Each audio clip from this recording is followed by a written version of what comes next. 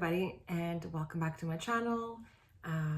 My name is Anna Morfides, and I am the founder of Mending Hearts Counseling, where we focus on relationships, the ones that we have with ourselves, the ones that we have with partners of a romantic nature, and the ones that we have with our friends and family.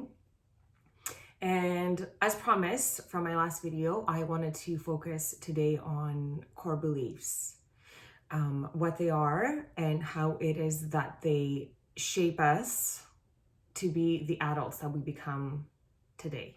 I had to stop my video there for a minute because sometimes I don't really know where to look in this phone camera of mine to make sure that I am connecting with you guys. So I just took a moment to figure that out, but I'm not sure if I'm actually figuring anything out. So I'm just going to keep looking at myself as I see me here on the screen, because that seems to be the focal point for me and keeps me grounded. And speaking of grounding, even though this morning I woke up and I did my usual meditation as I normally do to be able to calm my nervous system and start my day off in a way that feels calm, there's still something hanging around and I can't quite put my finger on it, on what the feeling is. And when I sit with it and I think about it, it kind of takes me back a little bit to the video that my second video that I just posted on Saturday.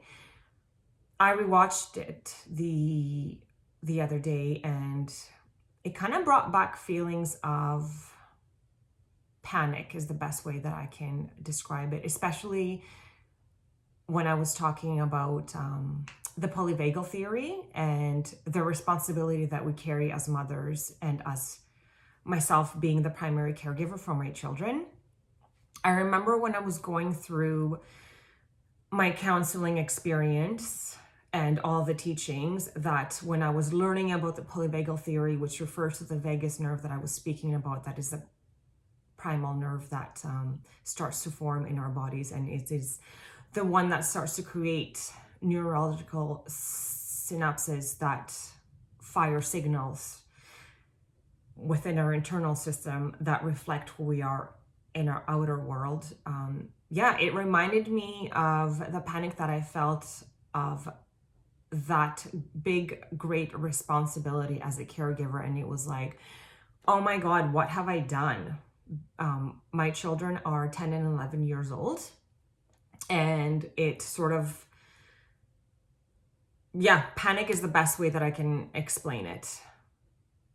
So maybe this is perhaps why I'm feeling this way. Maybe perhaps I'm feeling that I might have caused or arise the same sort of challenging feelings within other primary caregivers or mothers. And I just wanted to apologize if that is the case, because that is definitely not my intention. And I understand what it feels to have that internal signal go off of oh wow.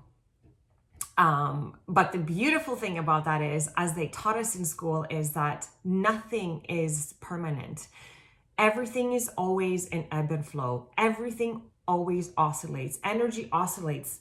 It is up and it is down, and it just is the normal and natural flow of life. Deepak Chopra calls it the cosmic dance.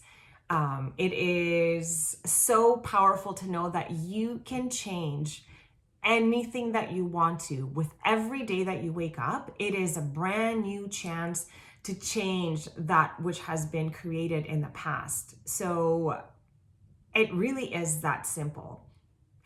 Just in the same way that you decide, for example, to quit smoking, there is damage that has happened to the lungs. And I actually don't even like to use the word damage. There's just reactions to the actions of smoking. And those reactions that altered our lungs can actually be reversed just by merely waking up one day and saying, hey, today I'm going to quit smoking.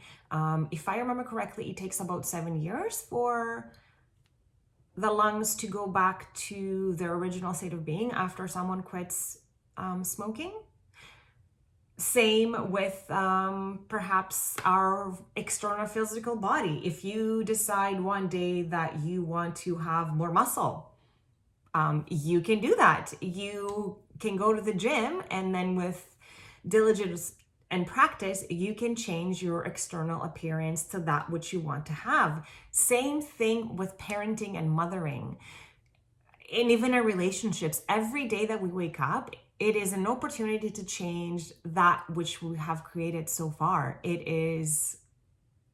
really is really powerful to know this. And then it takes away the thought of like, oh my God, what have I done?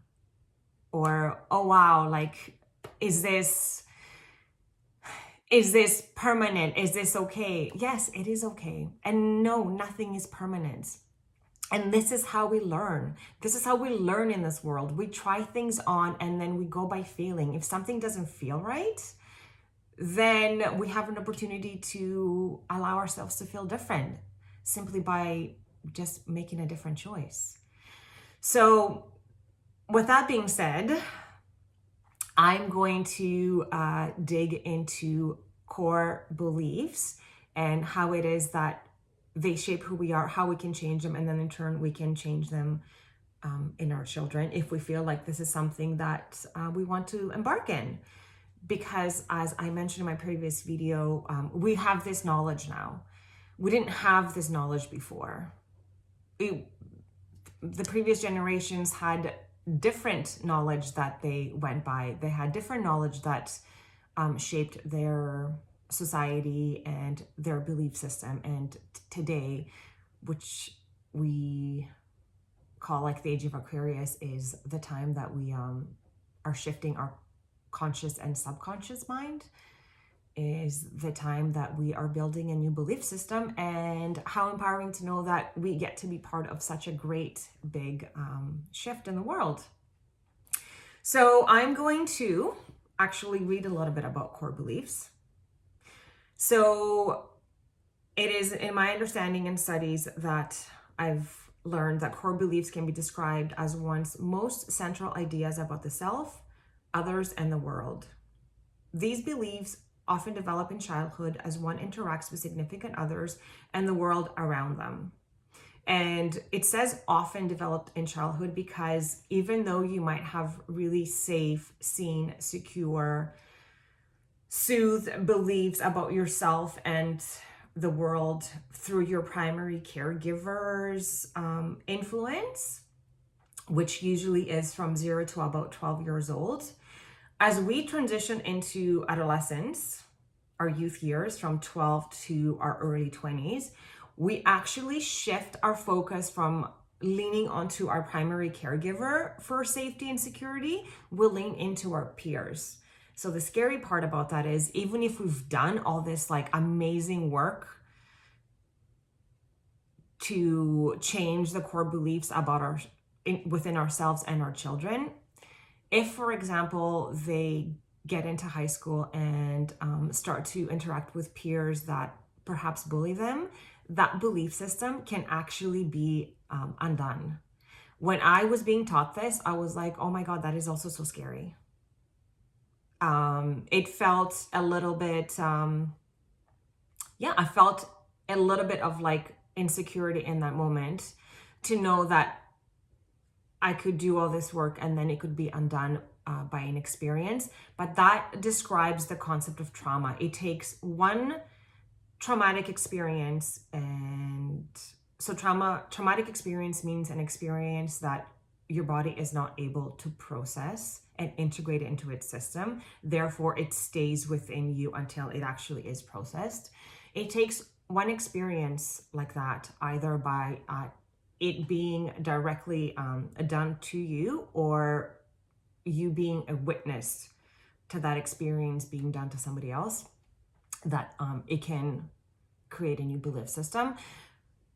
And then again, having the power to know that if this is what happens, then we can actually go back to changing that core belief into one that is serving our youth and our children and ourselves. So even though they might have a traumatic experience with a peer, we know that through counseling and support, they can easily undo that core belief again and go back to where stability and safety is within reach. So that is also really enlightening to know. And then we also learned that after adolescence, when you go into your adult years, then the primary relationship that you sort of attach to is the one of a romantic kind. So we also our core belief system can be shaken to the core by an experience with a romantic partner as well. So just have that in mind, knowing that, like, yes, things can shift and change through relationships, but we can always change them back to what it is that we want to experience. And that is true. It's the same, like if you fall off the wagon and you ate too many sweets over Christmas and like you put on a couple of extra pounds, which is not a big deal if you do.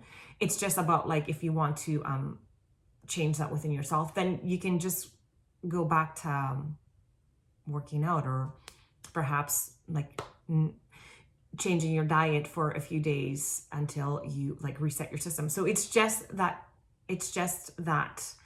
I don't want to say simple, because simple is not the actual word, because it requires work, but the idea is that which you can always change what you want to experience in life. Nothing is absolute.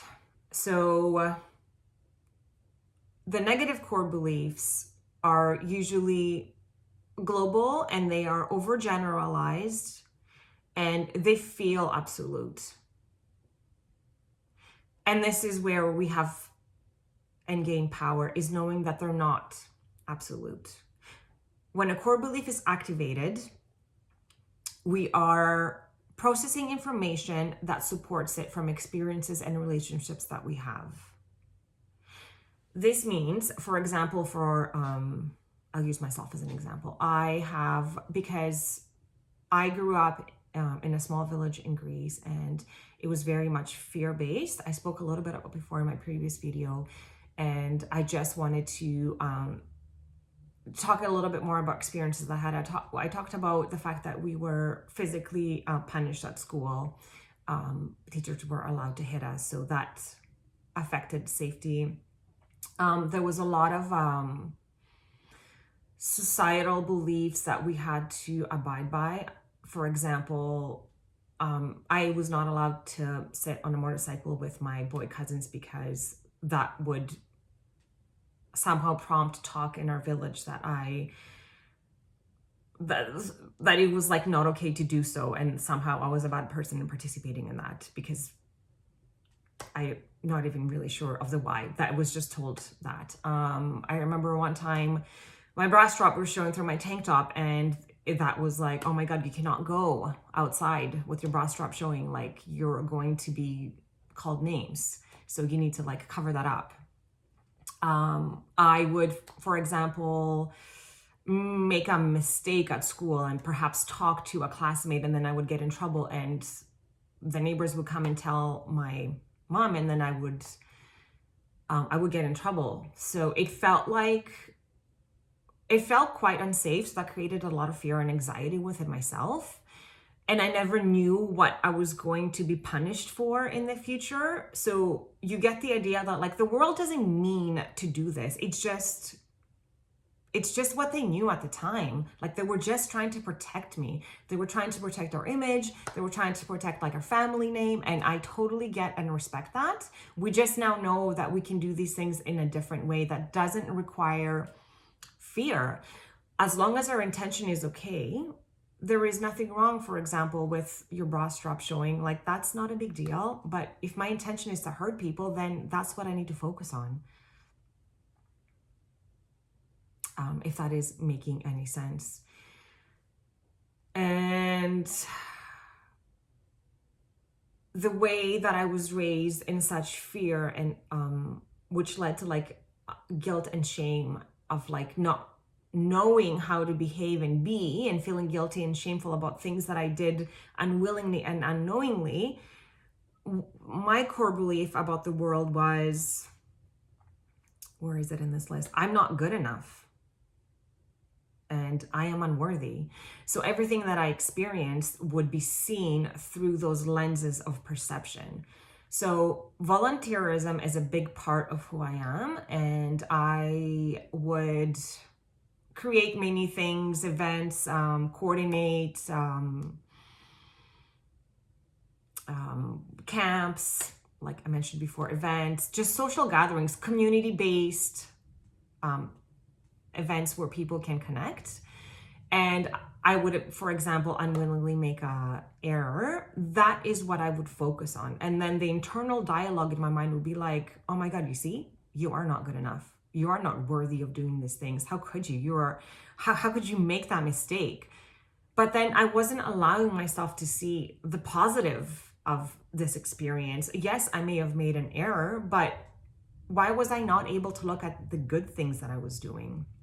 It's because I was literally seeing the world through the lenses of I'm not worthy, I'm not good enough. So that's what I focus on. And that's why negative core beliefs are said to be overgeneralized and absolute, because they are focused on one particular thing based on one belief of yourself.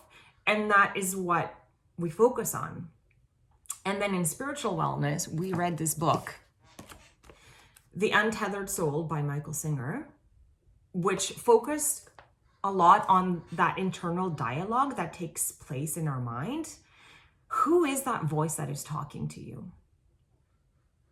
The book entices you to think about this question, and then it goes on to say that the voice that we hear is not us. We are the ones that are listening. Your soul, the essence of who you are the one that listens to that voice. And then in turn, we are also the ones that we can create a different way of listening to that voice. That voice is our mind that is speaking through the core beliefs. It's not actually who we are. So when we hear it, we can thank it for coming in. We can thank it for trying to protect us. And then I can easily say to it, thank you so much, but I don't live in this small village anymore, where awareness was where it was at that time. And that is okay too. This is what they knew. And that was not done unintention to harm me. This is just where life was. So now we know different. So then thank you, voice, for trying to protect me. But I feel different about myself today. I feel that I am worthy, and I feel that I am good enough. And that is okay. As long as I'm not hurting anyone, it is okay for me to experience and learn things in a way that might leave me feeling challenged. I'm going to read the list that I have in front of me of core beliefs that seem to be the most prominent in society, and then you can see if any one of those resonates. And then I'm going to go into CBT, otherwise known as cognitive behavioral therapy, and the ways in which we can actually untwist these core beliefs. So as I was saying before, a core belief is something that we process information through our mind, and in our experiences, we find that which supports it, but we fail to recognize information that is contrary to it. So we look at life through examples of, I am helpless, I am powerless, I am out of control, I am weak, I am vulnerable, I am needy, I am trapped, I am ineffective, I am a failure, I am disrespected, I am defective, I am not good enough, I am unlovable, I am unlikable, I am unattractive, I am unwanted, I am uncared for, I am bad, I am unworthy, I am different, I am alone. So these are just a few examples of what a core belief can be. And it's funny, as I was looking at this one, I am bad, I feel like we use this word quite a lot in our parenting style. And you can see how something so like we don't think that this can have such a big impact on our children, and then we might say something like, stop being so bad, or that's bad, and then that person creates synapses within themselves that are like, I am a bad person, I am a bad person. So then when they grow to be older, then they start to view life through that lens of oh my god, I am so bad. And they feel that they feel like they're not good enough. They think that what they're doing is bad, but in reality, they're just doing what they just feel called to do, and they just experience that through the lens of I am bad. But again, that can easily be changed. We can easily start saying to ourselves and to our children, you are good, you are worthy, you are amazing, you are beautiful. This is how you learn. Just because you did something, I don't really like to say did something, just because something was experienced and it felt not okay, then we just know for next time to choose different. And reinforcing to ourselves and our children that we are good humans and we are doing the best that we can with the knowledge that we have in that moment. So if any of those core beliefs are ones that resonate with you, then we would go on to CBT, or otherwise known as cognitive behavioral therapy, and we would try to untwist them. There are 10 ways to untwist our thinking by identifying the distortion, examining the evidence, using the double standard method, experimental technique, thinking in shades of gray, survey method, defining the terms, doing the semantic method, by reattributing, and by doing a cost-benefit analysis. So in my example before, where I was speaking about my big desire in this world to do volunteerism, and I would make an error while trying to plan an event or coordinate some sort of social gathering. If there was an error that was made, I would fall in the category of all or none thinking, and I would look at things in absolute. It was like, I did something really bad, I did something really wrong, not being able to recognize the good, not being able to recognize the experience that I provided for people, and I would focus on the one error that I made to I guess that would cause an inconvenience to someone, and that is what I would focus on, and that is how I would perceive that event. And that is actually a little bit sad that we cannot identify the distortion in that moment of being like, wow, based on one mere thought, I am going to discount or disqualify all the good things that came with this experience, and I'm just going to be mad at myself for making an error and say things to myself that I would never say to my peers, to my friends, to my family. I would never say that to a person that I work with. Why would I speak in this way to myself? And this is what Michael Singer was focusing on. If you can have an internal dialogue with yourself one way, you can easily change the dialogue within your head in a different way. And Louise Hay always talked about that too. A thought is a thought, and a thought can be changed. So if we are the ones that are listening, we have the power to change that dialogue. We have the power to say, no, I don't want to listen to this. I want to listen to something else that is different. And that is very empowering. And that takes work in the same way that work is required to perhaps change your physical appearance in your body. The same work goes in cognitive behavioral therapy to retrain your mind. So when that negative thought comes in and I, for example, create a future event and I make an error, and I immediately start to think, how could you do this? you suck, like you're a terrible human being, like how could you make this mistake, then I can easily say, no, thank you. I do not need to resonate with this anymore, because I am untwisting my way of thinking. I am going to use the examine the evidence category, for example, and look at the thing from a different perspective. So if I make one error and there's 9 positive things about the experience that I just created, why not focus on the 9 positive things as opposed to the 1 negative thing? And then I will have compassion and forgiveness for myself and say, and that is okay. Like instead of thinking about it that it was an error, I'm going to reframe that and think that that was an opportunity for me to learn and grow.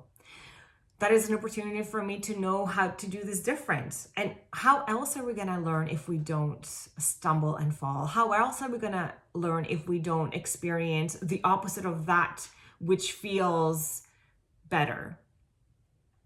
This is how we learn. We try something on, and then if it doesn't work and it makes us feel challenged or wants to trigger like a non-serving core belief, then we know that we want to do perhaps something different next time.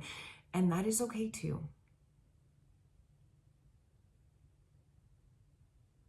And yes, that is okay too. I always fall back into that compassion and love for self, for things that you have experienced. Because we are all doing the best that we can with what we have been given. Think that I feel quite complete in sharing about core beliefs and the way that they create our lenses of perception that we view the world through each and every day that we wake up. I hope that I've highlighted the ways that these core beliefs that seem to be absolute, they can be untwisted, because nothing is absolute in life. Everything ebb and flows, and everything can be changed. Everything is always oscillating. Energy is forever moving and changing. Therefore, the way that we view the world can also be changed. And the beautiful thing is that we can actually start to change the way we view the world in minimum 21 days of rewiring our system. I know there's many different beliefs out there. Some say 21, some say 60, some say 90. So perhaps thinking that a minimum of 21 day onwards, a way of retraining our mind is something that is achievable. So 21 days, for example, seems a lot more closer to get to, as opposed to when you quit smoking and it takes 7 years for your lungs to go back to their original state of being. It's really actually quite amazing to know that it can take as little as 21 days to start rewiring a core belief. And if you have more than one core belief, then have the knowing that like in the next 21 days, you can knock another one down. And then slowly you can get to where you want to be and how you want to view the world through the lens of perception that serve you best today, that are not protecting you from things that were experienced in the past because they were needed to be there, not because they were done on purpose. They played a purpose, and they had a purpose in that moment of time, but they're not serving you anymore. Our physical wellness teacher talked about those ways of protecting ourselves as misguided allies, that perhaps at one point in our time, they were literally protecting us from something that we needed protection from, but because things are always changing, society and the world is always changing, we don't need to be protected from those things anymore. Therefore, those beliefs are non-serving, and we can change them to something that is more suited for us and who we want to be today. I also am recognizing that I used, oh my God, quite a few times in this video, and I apologize if this is triggering to anyone. That is not my intention. Being of a religious background where I do believe in God, there's many ways that you can refer to God, people use many different terms, and some actually might not even use any terms, and that's okay too. I want to be inclusive, and I want to be understanding of everyone's beliefs, and supportive of what it is that they believe in. I hold no judgment for anyone and for anything that you want to experience and embark on in this life. It is all welcome. The one thing that I believe in is intention to just be a good human and do the best that you can with what you have given to you in the moment. Intention to not judge yourself for things that you try on. Know that if something doesn't feel right, that you can change it. And I believe in that we all have like the power within us to be exactly that which we want to be. And I would like to finish off by thanking each and every one of you for watching my videos, for subscribing to the channel, for your likes, for your comments, even the dislikes, even like the challenges that come from this. This is also how I learn and grow. I learn and grow the most by the things that I haven't had a chance to look at or see from that point of view. But when someone brings that forth to me, it challenges me to really like